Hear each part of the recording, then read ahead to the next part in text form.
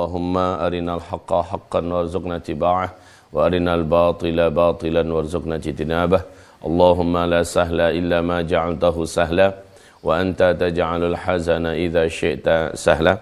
Pujian dan segala syukur kita hanyalah untuk Allah Rabb yang kita sembah. Tidak ada ilah melainkan Dia, tiada sekutu baginya. Dan salawat beserta salam kita untuk Rasulullah sallallahu alaihi wasallam. Mudah-mudahan seluruh kita sudah membaca surat Al-Kahfi. Bila sudah, insyaallah sampai 1 minggu ke depan kita ada dalam perlindungan Allah. Apabila belum, maka masih ada waktu kita menjelang sampai solat Jumat masuk. Tetapi yang paling afdol adalah membacanya di malam hari, Kamis malam, Jumat. Kemudian yang kedua, tentang sedikit polemik yang muncul di permukaan berkaitan dengan apa yang disampaikan oleh mantan Panglima TNI, Gatot Nurmantio, bahwa beliau mengajak kaum muslimin, orang-orang yang beriman, jangan takut dengan virus corona untuk yang sholat berjamaah. Beliau mengatakan, pergilah sholat. Yakinlah Allah Subhanahu wa taala akan menjaga dan melindungi kita, karena Allah pasti akan memelihara hamba-hambanya. Kita harus yakin dengan itu. Justru masjid adalah tempat yang paling efektif untuk mendapatkan perlindungan Allah Subhanahu wa taala. Lalu apa yang beliau sampaikan ini dikomentari oleh banyak pihak, termasuk oleh juru bicara Gerindra, Fadlizon.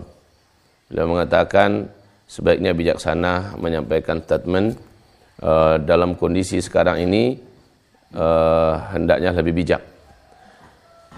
Beliau mengatakan bahwa memang sebaiknya kita mengasung umat untuk segera melaksanakan sholat berjamaah ke masjid-masjid.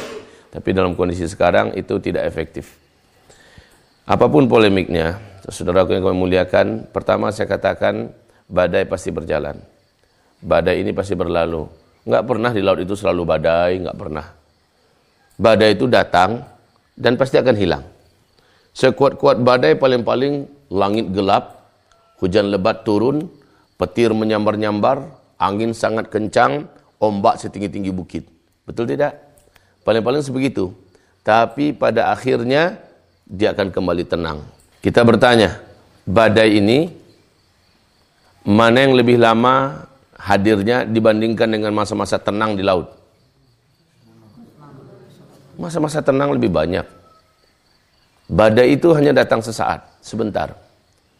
Virus corona ini ataupun apapun saja sebelumnya, dia hanya datang sesaat, pasti akan hilang lagi. Yang sudah ada ajalnya di tangan Allah Subhanahu wa taala, tertulis di Lauh Mahfuz, pasti tetap akan datang. Apakah karena virus corona atau bukan? Walaupun dia di dalam rumahnya sendiri, nggak usah dia pergi kemana-mana, dia isolasikan dirinya karena takut dengan siapa-siapa, dia tetap akan mati kalau memang ajal jadwalnya ada di situ. Macam di California, penyebab orang-orang terkena di situ bukanlah orang yang pernah datang dari Wuhan, bukanlah orang yang pernah datang dari tempat-tempat yang sudah terjadi epidemi, tetapi justru datangnya dari dirinya sendiri. Padahal dia sudah sembunyi, dia sudah menjauhkan diri, tetapi tiba-tiba dari dirinya lah datang dan menyebar penyakit itu.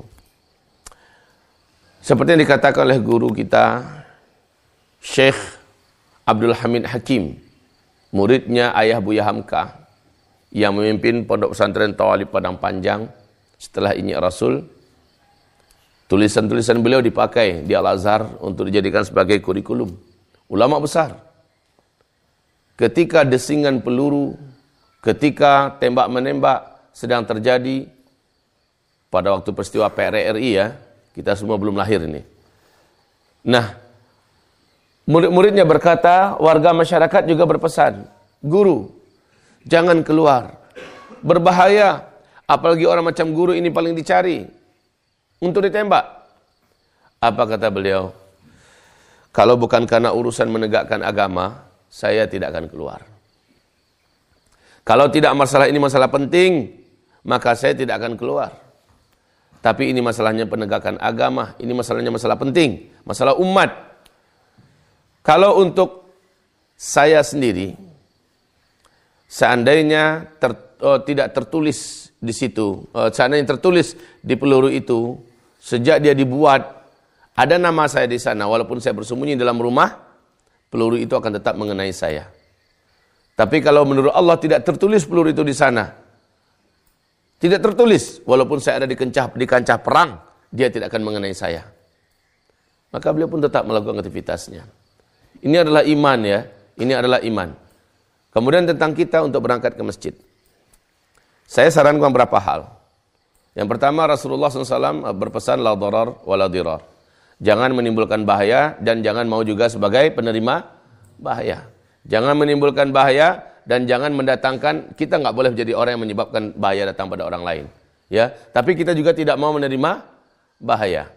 Maksudnya apa? Bagi orang-orang Islam, orang-orang beriman. Yang pertama, baru saja melakukan perjalanan dari luar-luar. Sebaiknya karantina diri secara pribadi 14 hari. Itu arahan-arahan secara medis internasional. Yang kedua, rasa-rasakan dirinya dan janganlah datang dulu pergi ke masjid. Rasa-rasakan dirinya. Apakah saya ini mengalami hal yang aneh sesuai dengan ciri-ciri yang ada pada orang-orang yang terjangkiti oleh virus corona? Jika ada, dia tidak boleh ke masjid. Karena kata Rasulullah, jangan menimbulkan mudarat. Bisa jadi pada dirinya sudah ada biang itu, jangan datang ke masjid. Di hadis yang lain Nabi juga berpesan, tidak boleh berkumpul yang sehat dengan yang sakit. Nggak boleh. Walaupun kita baca zikir, kita baca doa, memang Nabi mengajarkan itu semua. Akan tetapi, tetap saja Rasulullah melarang jangan berkumpul yang sehat dengan yang sakit. Hewan juga demikian. Rasul mengatakan jangan satukan yang sakit dengan sehat. Dipisahkan dulu. Karena penyakit itu tidak akan menular dengan sendirinya. Dia akan terjadi penularan ya ketika kita berdekatan. Dan ada pula yang menularkannya. Ada faktor-faktor yang menyebabkan penularan. Begitu ya. Nah, ini adalah faktor-faktor yang bijak dalam menghadapi dan menyikapi ini. Tapi kalau seandainya itu masjid punya peralatan, orang-orang yang bekerja secara medis juga siap di sana, dan orang-orang yang datang juga diperiksa, ya, orang-orang yang datang juga sudah punya kesadaran. Kemudian yang seharusnya bersin, walaupun dia tidak jelas apa, dia pakai masker. Karena kata Rasulullah kalau bersin, tutuplah mulut kamu. Kan begitu kan? Begitu. Pakailah tisu atau apa. Nah, supaya bersin ini tidak berserakan kemana-mana, tidak berterbangan kemana-mana. Tidak boleh kita bersin dengan terbuka begitu.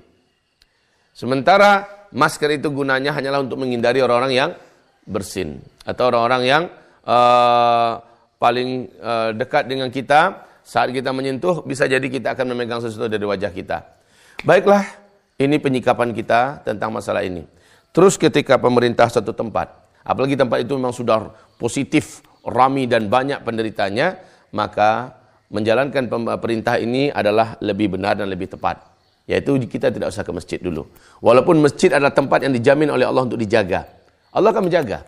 Orang-orang yang pergi ke masjid. Idza anzalallahu ahatan minas sama'i ala ahli al-ardi. Apabila Allah menurunkan suatu bala, penyakit, wabah dari langit untuk penduduk bumi. Maka apa kata Rasulullah SAW? Surifat an ummaril masajid. Allah akan alihkan, Allah akan palingkan wabah ini daripada orang-orang yang merami-ramikan masjid. Begitu. Allah akan palingkan. Memang benar demikian. Tapi itu ketika kita tidak tahu ketika wabahnya sedang turun. Allah akan palingkan. Tapi kalau kita sudah tahu turun, maka apa kata Nabi? Jangan datangi. Yang ada di dalam jangan keluar. Ini juga peringatan bagi orang yang sudah positif terkena virus corona, maka janganlah datangi tempat umum. Kasihan orang banyak, menyebar pada mereka. Tetaplah isolasi diri, tetaplah karantina diri. Kemudian orang-orang yang sudah pasti, umpamanya ada satu kota sudah pasti, kita juga jangan masuk ke sana, sudah dilarang oleh Rasulullah SAW.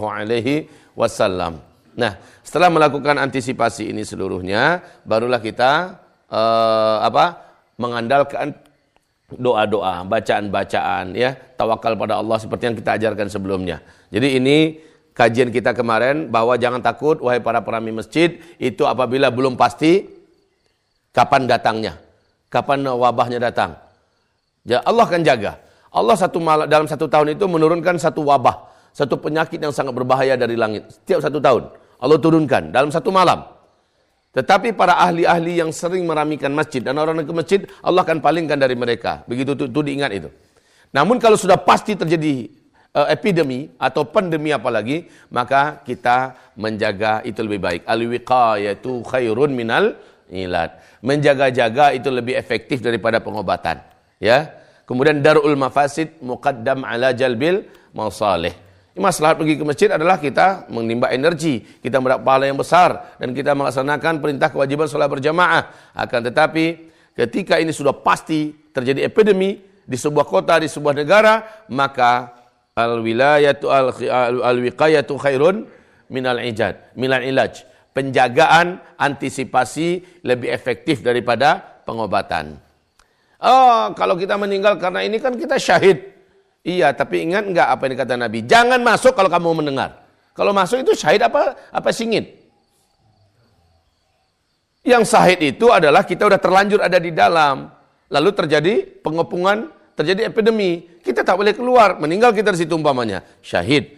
Tapi kita yang di luar enggak boleh masuk lah. Ketika kita masuk, status kita ahli asi. Kita orang yang bermaksiat. Gitu. Jadi kita harus cerdas ya, mengumpulkan beberapa dalil dan hujah itu harus cerdas. Harus pandai menempatkannya. Saya pokoknya ke masjid. Kalau Anda sehat, bagus. Masjidnya juga menjamin bahwa tempat itu disterilkan.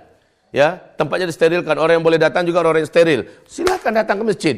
Tapi kalau masjidnya enggak jelas, panitianya, DKM-nya juga tidak menjamin, ya, dan tidak ada antisipasi seperti apa yang dilakukan oleh Masjid Jogokarian di Yogyakarta, luar biasa. Mereka melakukan antisipasi, ada dokter-dokter yang berlapis untuk mempersiapkan diri, ada alat juga untuk mendeteksi, ada juga minuman, puding dan segala macamnya untuk perlindungan diri, menguatkan imun di pagi hari. Siapapun jamaah silakan ambil. Dan kalaupun seandainya terjadi hal yang sangat lebih berat lagi umpamanya, mereka pun sudah siapkan kantong-kantong yang bisa memenuhi kebutuhan para jamaah.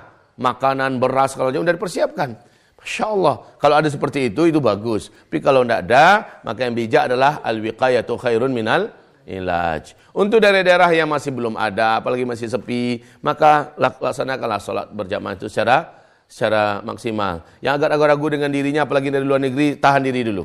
Bersabarlah dulu.